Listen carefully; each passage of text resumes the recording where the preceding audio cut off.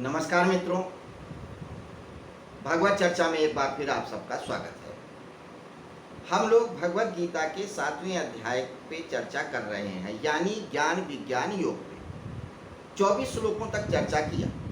आज 25वें श्लोक पे चर्चा करेंगे।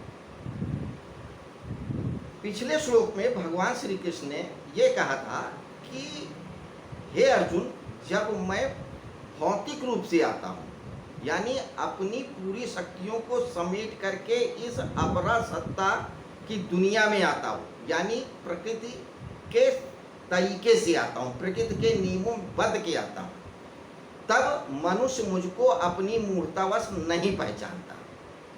वह ये सोचता है कि मैं ईश्वर नहीं हूँ, उन्हीं की तरह हाड़ मांस का शरीर हूँ। वैसे ही आँख है, वैसे ही चाल है, वैसे ही ढाल है, वैसे ही हंसता हूँ, बोलता हूँ, चलता हूँ, खाता हूँ, पीता हूँ। कहाँ से भिन्न हूँ? मैं कहाँ से ईश्वर हूँ? मनुष्य ये सोचता है कि मैं तो कुछ भी नहीं कर पाता हूँ, लेकिन ये चांद, सितारे, तारे, ग्रह, नक्षत्र कौन पैदा करता है? ये जो मेरी तरह चलता है, उठता है, बैठता है? नहीं, ऐसा नहीं हो सकता। ये ईश्वर नहीं हो सकता है, क्योंकि ईश्वर तो वो होगा ना जो उसने सब बनाया होगा, जो पैदा करता है, जो मारता है, जो पालन करता है। कैसे हो सकता है? मुझ पे विश्वास नहीं करता है, अपनी मूर्तावश, और मुझ तक नहीं पहुंच पाता। दूसरे श्लोक में अब परासत्ता की बात करते हैं। क्या कहते हैं, आइए देखते हैं। दूसरे श्लोक में कहते हैं, ना अहम प्रकाशा सर्वस योग माया समा आवृता। आवृता मतलब ढका हुआ। मूढ़ो अयम ना अभिजानाति लोको मायम माम अजम अव्ययम। क्या कहते हैं, हे अर्जुन, मेरी जो परासत्ता है, जो एक माया से ढकी हुई है, जिसे कोई नहीं समझ सकता, उस सत्ता को ये कैसे जान पाएंगे? जान भी सकते हैं, लेकिन अपनी मूर्खता से नहीं जान पाते। परासत्ता में तो मैं जान ही नहीं पाता हूँ कि कोई मेरे को समझ पाएगा। मनुष्य नहीं समझ पाता, जो परे है। लेकिन जो अपरा है, जो शरीर में प्रकृति रूप में, उसको भी नहीं जानते। तो जो मैं अजर अमर हूँ, यानी कि माम अजम अव्ययम, यानी कि न तो मेरा जन्म हुआ है और ना ही मेरी मृत्यु होगी। अव्यय मतलब मृत्यु नहीं होना, मैं खर्च नहीं होता। तो मैं वो हूँ जिसका न कभी जन्म हुआ है और न कभी मृत्यु होगी, सदा से रहा है, सदा रहेगा। जो अपनी माया से ढका है, उसको क्या जानेगा? नहीं जान पाता अपनी मूर्ता से। तो कुल मिला के ये कहना है कि अर्जुन, मनुष्य अपनी मूर्ता से ना मेरी परा प्रकृति को जान सक पाता है और ना अपरा को जान पाता है। जबकि वो श्रद्धा कर ले, मेरे शरण हो जाए, तो मेरा ही स्वरूप हो जाए। लेकिन ये मूर्ता करता है, बार बार जन्मता है और बार बार मरता है। तो तू मेरे ऊपर श्रद्धा कर। जब तू श्रद्धा कर लेगा तो तू मुझको जान जाएगा। ये बात क्यों कह रहे हैं? क्योंकि उन्होंने कहा, अर्जुन ने दूसरे अध्याय में, कि हे कृष्ण, मेरे को वो ज्ञान दे, वो बात बता जिससे मेरा कल्याण हो। इसलिए ये बता रहे हैं। तो 24वां और 25वां इसलिए महत्वपूर्ण है कि मनुष्य को अपनी मूर्ता छोड़ना चाहिए, अपनी मूर्ता छोड़ना चाहिए। और बहुत बार हुआ है, एक बार नहीं, 1000 बार हुआ। ईश्वर आता है और हम उसको नकार देते हैं। कभी ईसा के रूप में आता है और वो कहता है कि मैं ईश्वर का पुत्र हूँ, तो सूली पे चढ़ा देते हैं। कभी सुकरात के रूप में आता है तो जहर दे देते हैं। कभी मूसा के रूप में आता है, पत्थर से मारते हैं। कभी महावीर के रूप में आता है तो उनके कानों में शीशा पिघला देते हैं। होता ही रहा है, हमेशा से हो रहा है। तो जब जब ईश्वर साकार रूप लेता है तो आप पहचानते नहीं, निराकार होता है तो आप समझ नहीं पाते, क्षमता नहीं है। तो ईश्वर कहते हैं कि मैं क्या करूं? सिर्फ यही कह सकता हूं, तू श्रद्धा कर। यही मैं तुझसे कह रहा हूं। दूसरी बात जो इस विषय से संदर्भित है कि भगवत गीता में 4 पात्र हैं। पिछली चर्चा में भी लिया, धृतराष्ट्र, विदुर, अर्जुन और भगवान श्री कृष्ण। तो भगवत गीता की जो यात्रा है, धृतराष्ट्र के स्तर पे शुरू होती है और कृष्ण के स्तर पे खत्म हो जाती है। यानी कि मनुष्यता के निचले स्तर पे शुरू होती है और उस सर्वोच्च स्तर पे खत्म हो जाती है। तो भगवत गीता उन्हीं के ऊपर नाजिल होगी जो पात्रता लेके पैदा होंगे। अब आप कहेंगे धृतराष्ट्र के पास क्या पात्रता थी? पात्रता थी, धृतराष्ट्र बहुत विद्वान थे। भगवान वेदव्यास जैसा व्यक्ति भी, विद्वान भी, उनकी इज्जत करता था। वेद पुराण सबका ज्ञान था। हाँ, मोह का पर्दा जरूर लगा था, इसलिए ही वो भगवत गीता के डायरेक्ट नहीं आ सके।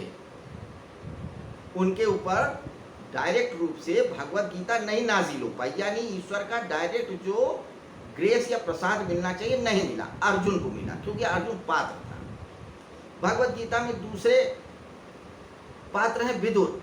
विदुर के अंदर भी सब कुछ था, लेकिन कुछ कमी थी।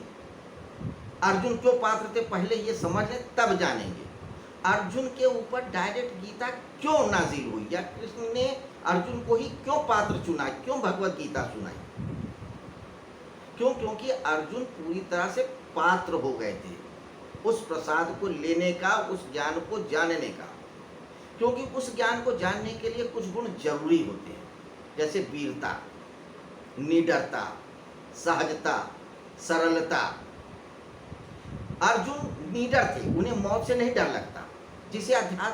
जिसे मौत से डर लगता है उसे अध्यात्म में तो जाना ही नहीं चाहिए, क्योंकि अध्यात्म तो पूरी की पूरी मृत्यु ही है, जिसमें भौतिक शरीर ही नहीं, व्यक्ति का अहम, अहंकार, ज्ञान, संस्कार सब कुछ खत्म हो जाता है। मनुष्य एक बार शरीर से तो मरना पसंद कर लेगा, लेकिन जब उसका ज्ञान, संस्कार, बुद्धिमत्ता, इज्जत सब जानी होती है तो अब घबरा जाता है, नहीं छोड़ पाता है। तो अध्यात्म में तो सब कुछ छोड़ना पड़ता है। तो अर्जुन तो निडर ही थे, कभी मृत्यु से डरे ही नहीं। डर रहे थे मारने से सगे संबंधियों को, खुद की मृत्यु से नहीं डर रहे थे। दूसरी बात, निडरता के अलावा सहजता थी, सहज थे, सरल थे। इतने सहज थे कि कृष्ण तो उनके साले थे, लेकिन अपने साले को भी गुरु माना। साले को वरना कौन गुरु मानता है?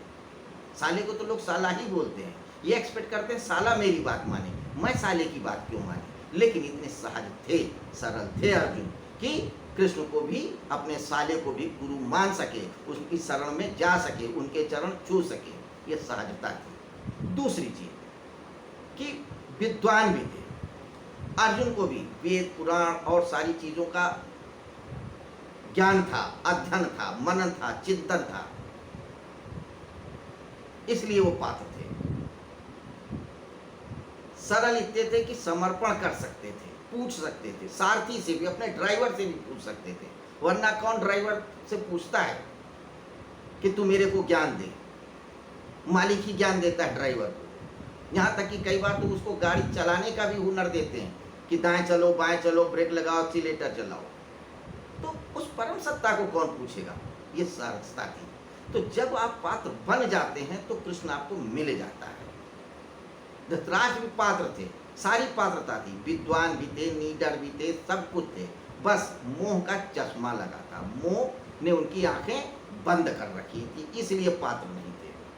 बस इसलिए उनको इनडायरेक्ट में भगवत गीता सुनने को मिली। डायरेक्ट अर्जुन, कृष्ण ने उनके ऊपर कृपा नहीं किया, वाया मीडिया किया। विदुर के अंदर भी पात्रता थी, सब कुछ थी, सहजता था, सरता था, उनके अंदर मोह भी नहीं था, लेकिन वीरता नहीं थी, युद्ध में नहीं गए थे, इसलिए पात्र नहीं थे। ये सारी पात्रता होने के बाद कुछ अपात्रता थी, इसलिए उनको इनडायरेक्ट में मिली। तो भगवत गीता उन्हीं को मिली जो कहीं से तो पात्र थे। हम और आप तो धृतराष्ट्र की स्थिति में भी नहीं है, धृतराष्ट्र से भी गए गुजरे हैं।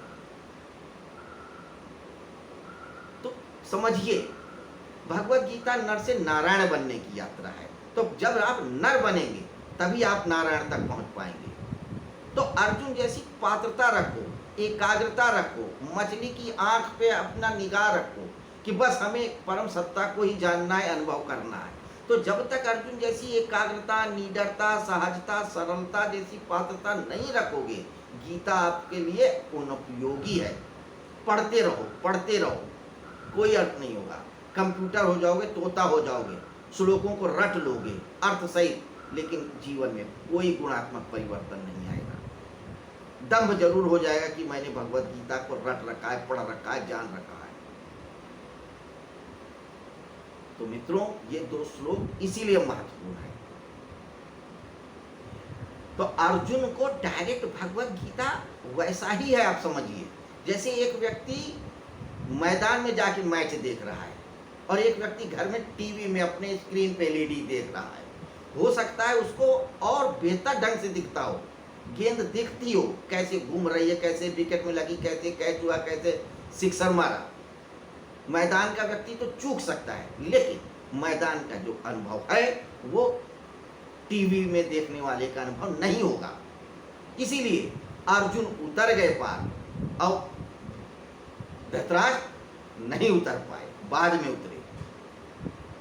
तो डायरेक्ट प्रसाद पाना है तो अर्जुन जैसी पात्रता पैदा करना होगा, वरना हम और आप तो धृतराष्ट्र की स्थिति में भी नहीं है। विदुर की स्थिति में क्या जाएंगे? तो विदुर की जो पोजीशन वो सेकेंड है। धृतराष्ट्र माया में अंधे हैं। विद्वान हो जाओ, अगर मोह है तो आप धृतराष्ट्र हो। विद्वान हो गए, मोह आपका हट गया, आपके अंदर साक्षी भाव आ गया तो आप विदुर हो गए। आपके अंदर मोह हट गया, साक्षी भाव भी आ गया, निडरता भी आ गई, सहजता भी आ गया, एकाग्रता आ गई, ध्यान में उतर के तो आप अर्जुन हो गए। और जब इन सब के पार उतर गए तो आप कृष्ण हो गए। भगवत गीता पूरी कंप्लीट हो गई। यही यात्रा है, यही उपदेश है, यही ज्ञान है, यही सार है। तो मित्रों, ये थी भगवत चर्चा गीता पे के 7वें अध्याय के 25वें श्लोक पे छोटी सी चर्चा। आज की चर्चा यहीं पे समाप्त करते हैं। कल फिर मिलेंगे, नए श्लोक के साथ चर्चा करेंगे इसी समय इसी जगह। तब तक के लिए आपसे एक बार फिर आज्ञा चाहूँगा। शुभ रात्रि, नमस्कार।